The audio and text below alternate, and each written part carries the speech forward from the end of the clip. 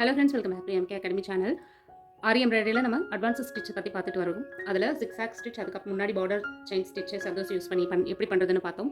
இப்போ stem stitch, இது வந்து நிறையவே பார்டருக்கு அடுத்து நம்ம போடக்கூடிய டிசைன்ஸில் நிறையவே யூஸ் பண்ணுவோம். சர்தோசி இந்த மாதிரி ஈவனாக கட் பண்ணி வச்சுக்கலாம். சர்தோசி இருந்தாலே ப்ளவுஸ் வந்து ரொம்ப அட்வான்ஸ் லெவலாகவும் ரொம்ப கிராண்டாகவும் தெரியும்.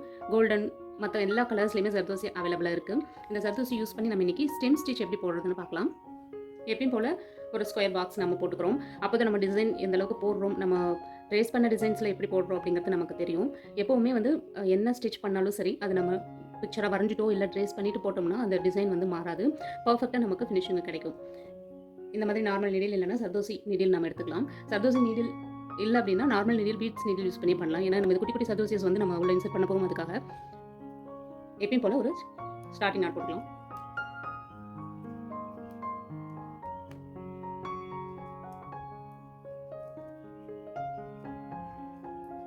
ஃபர்ஸ்ட் சர்தோசி,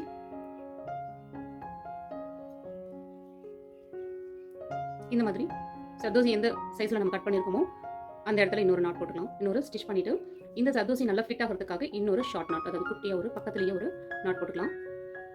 இதுக்கப்புறமா மேலும் ஒரு சர்தோசி எடுத்துக்கலாம்.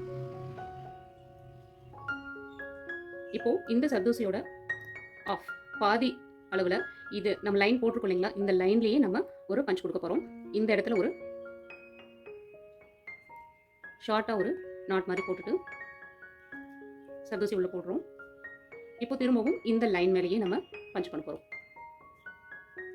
இந்த சர்தோசி மேலே எலும்பி வராமல் இருக்கிறதுக்காக சின்னதாக ஒரு ஷார்ட் நாட். அவ்வளோதாங்க, ரொம்ப ஈஸியாக இருக்கும். பார்க்கறதுக்கு கஷ்டமாக இருந்தாலும் ப்ராக்டிஸ் பண்ண ரொம்பவே ஈஸியாக வந்துடும். இது ஃபுல்லாக ஃபினிஷ் பண்ணிட்டு பார்க்கலாம்.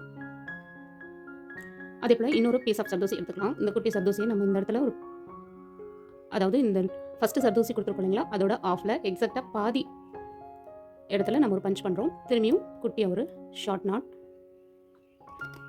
எதுக்காக நம்ம இந்த ஷார்ட் நாட் கொடுக்குறோம் அப்படின்னா, இந்த த்ரெட்டு மேலே எலும்பி தெரியாமல் இருக்கிறதுக்காக. இந்த சர்தோசிக்கு தேவையான அளவு நம்ம த்ரெட்டை விட்டுட்டு திருப்பியும் நம்ம அதே நேர் லைனில் ஒரு பஞ்ச் கொடுத்துக்கிறோம். திரும்பியும் ஒரு குட்டி ஷார்ட் நாட். அகைன் நம்ம திரும்பியும் அதே மாதிரி பண்ண போகிறோம். இதே மாதிரி ஸ்டிச்சஸ் வந்து தொடர்ந்து நம்ம நெருக்கமாக போட்டுகிட்டே வரணும். ரொம்ப இறுக்கி நெருக்கமாக போட்டோம்னா கிளாத் வந்து சுருக்க விழுந்துடும், சைடில் ஓட்டை ஆகிடும்.